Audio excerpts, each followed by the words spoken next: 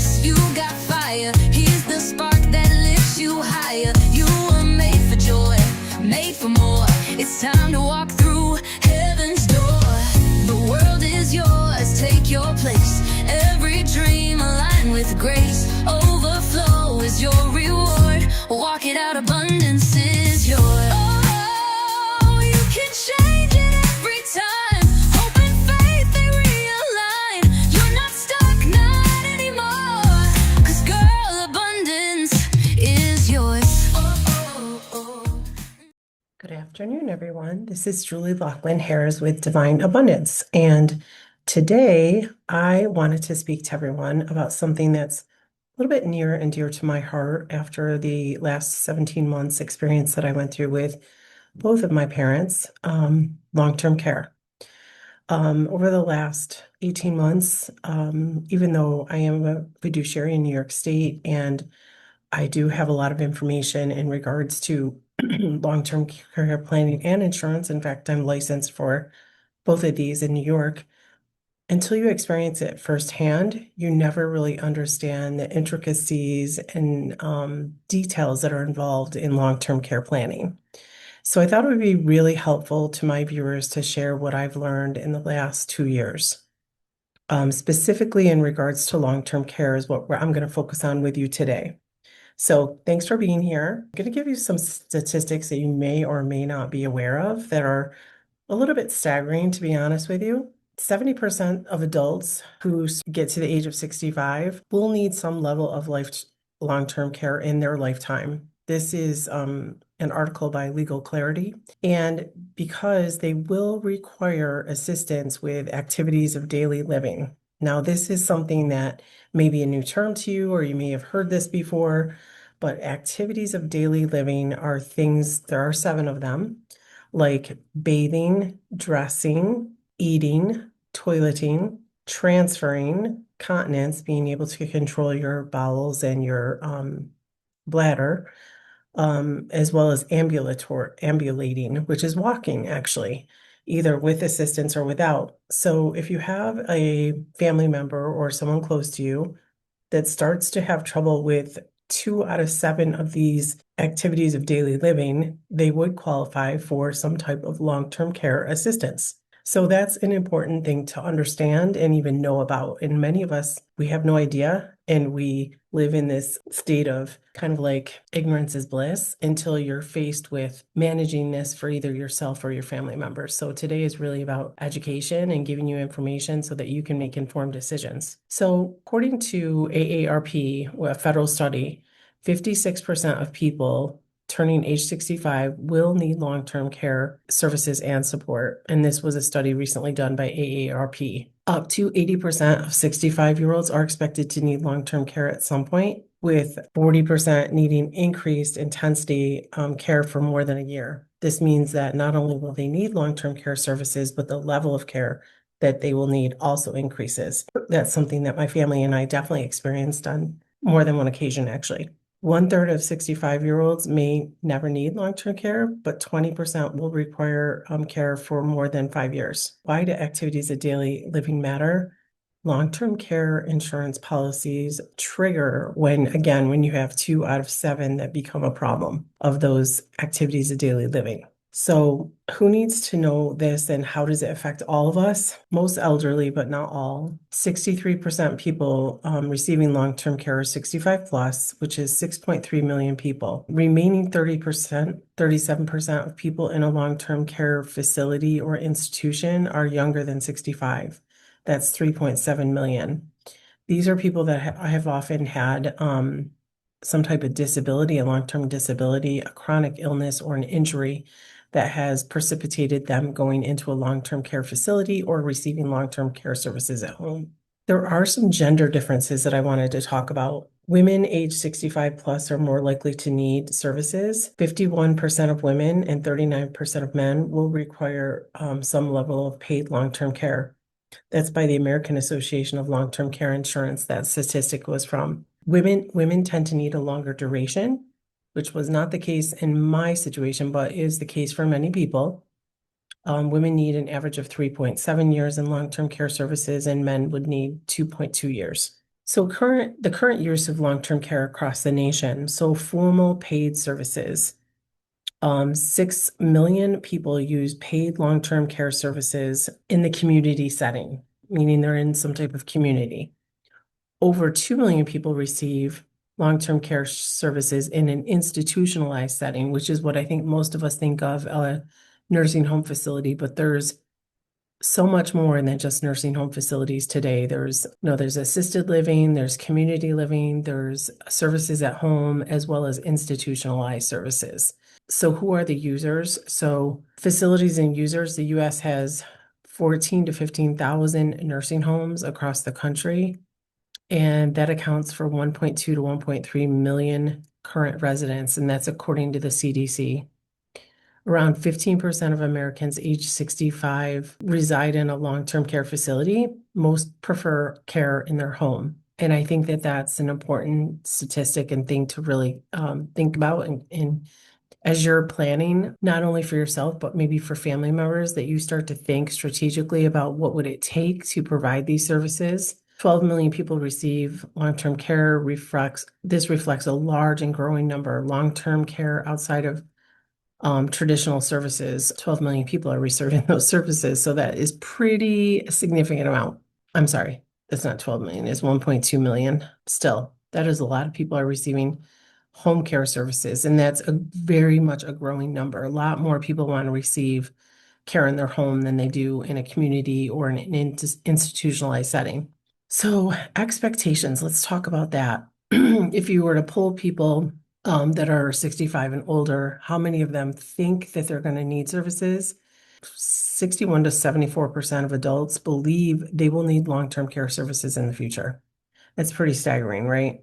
Only 3 to 4% of Americans aged 50 plus carry long-term care insurance. So there is obviously a huge gap. The national average cost for a nursing home that is semi-private is $110,000 a year, and a 65-year-old may incur as much as $120,000 in paid services, and with an escalation of up to $250,000 in 15% of the cases. It's pretty staggering, if you ask me. As we think about all these statistics, what are some key takeaways that we can really focus in on? Well, I think one thing that I've found after the research that I did, which I suspected was true after the experience that I had, but I wanted to research it and know for sure if it was true, my gut instinct. Majority of older adults will need some level of long-term care. 56 up to 70% of people that reach the age of 65 will eventually need some level of care. 1/3 of these recipients are younger than 65. So a lot of those recipients, again, they had a disability, a chronic illness, or an injury that put them in a long-term care need. And home care is growing and growing at a rapid pace. Costs are extremely high.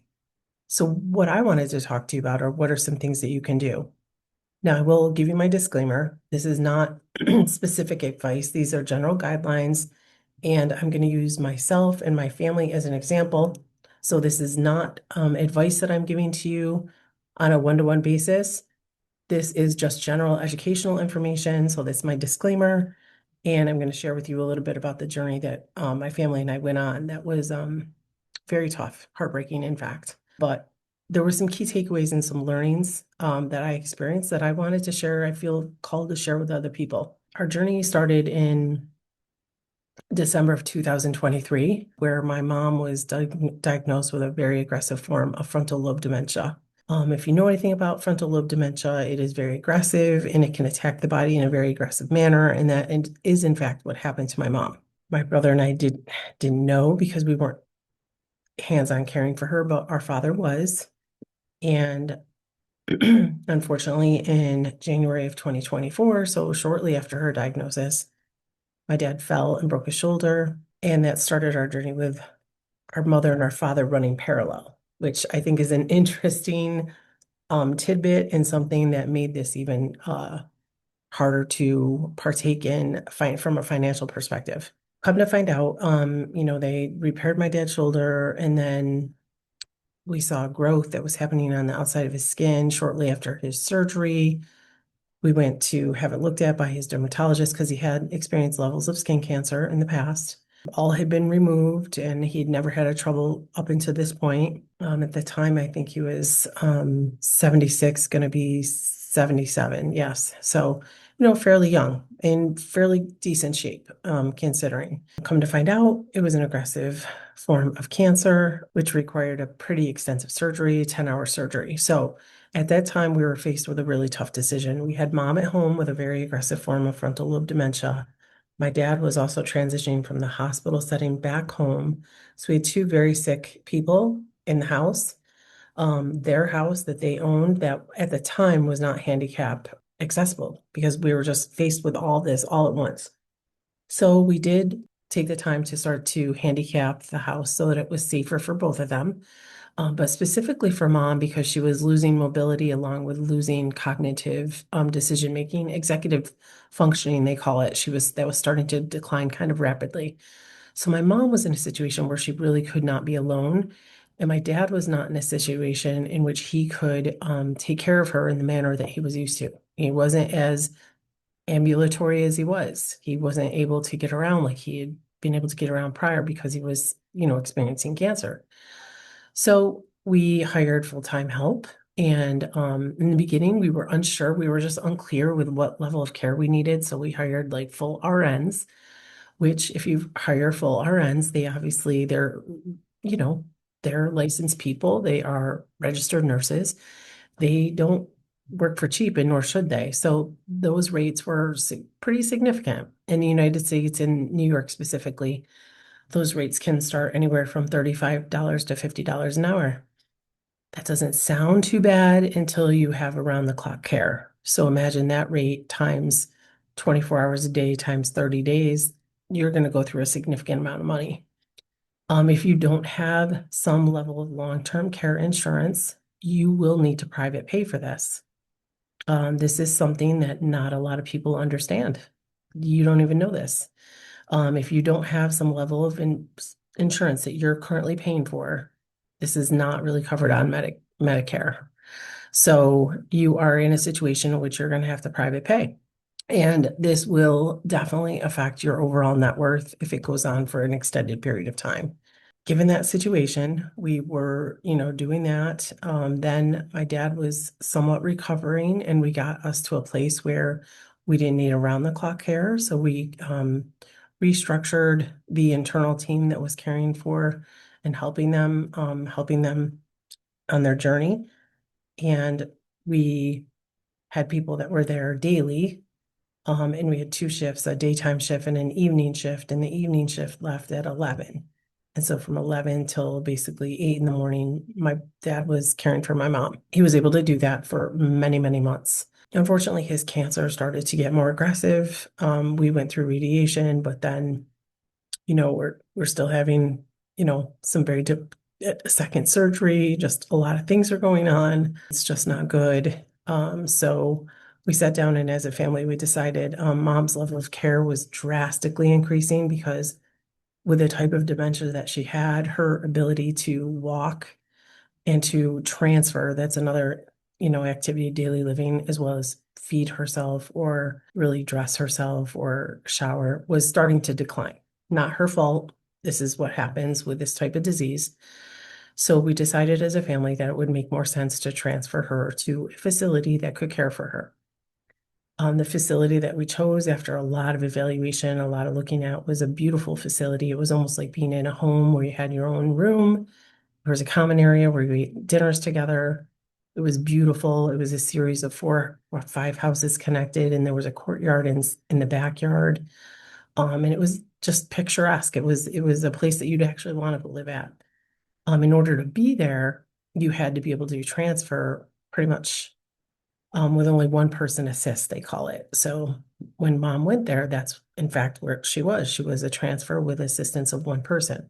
She got very sick in the first 10 days she was there, and was transferred actually to Highland Hospital, went through a very serious illness. I won't get into the details of that, but was incredibly sick. And from that point, after that, leaving Highland, she got through 18 days in the ICU and then was in the hospital. We were faced with another decision to make, which was she was unable to go back to the facility that we had originally chosen for her. So now we're scrambling. We're in a position where we have to find a new facility. The system internally, no disrespect for any of the people involved, but it's broken. It's a broken system that you're dealing with because you're dealing with the healthcare system in America. And you have to fill out financial paperwork. It's basically like a sworn affidavit that says this is your financial situation, because you have to be able to afford, you have to be able to qualify to go to the facility that you want. And then the social worker working with us at that time was not really much of a help, was more a hindrance actually, and was a little bit of a bully. Believe me, they heard about it from me, but she kind of told us that we may not get the facility that we want. Okay, that's kind of like insane if you think about it, because we're looking at a memory care facility in the state of New York. So you're talking about $25,000 a month, and you may not get the place that you want to go to. You're at the mercy of where they can put you.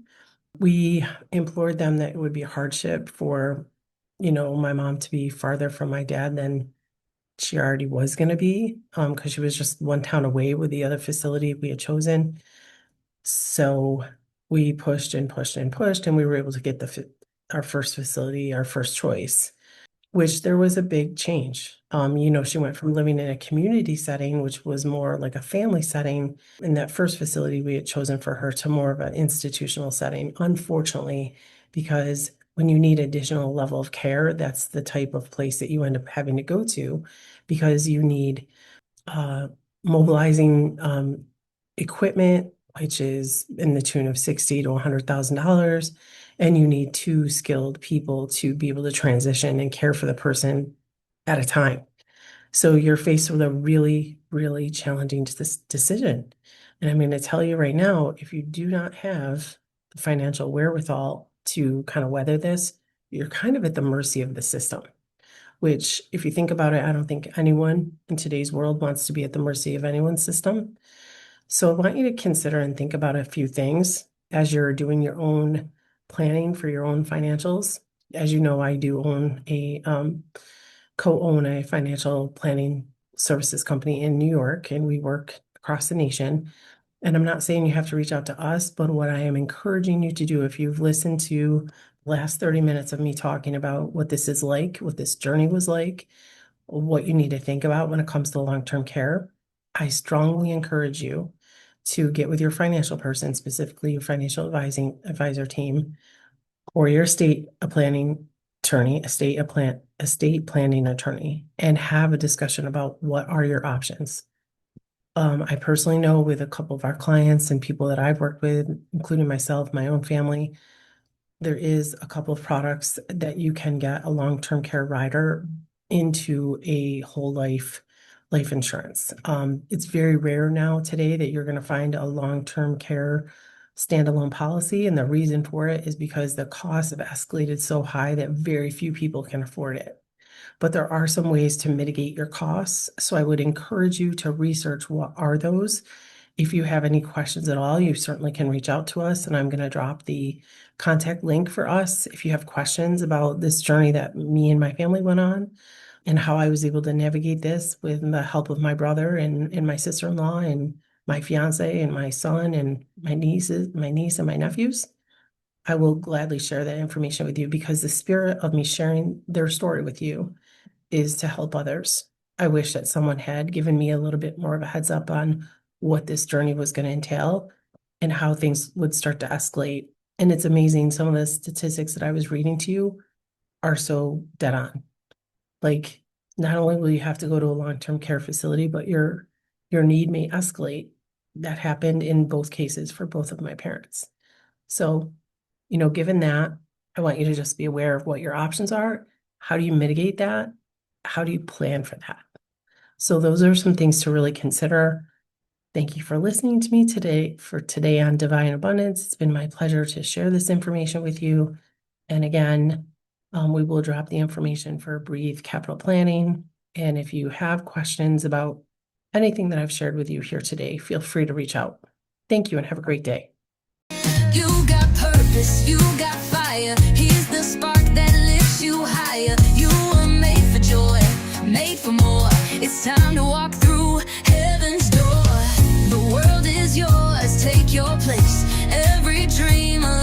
with grace. Oh,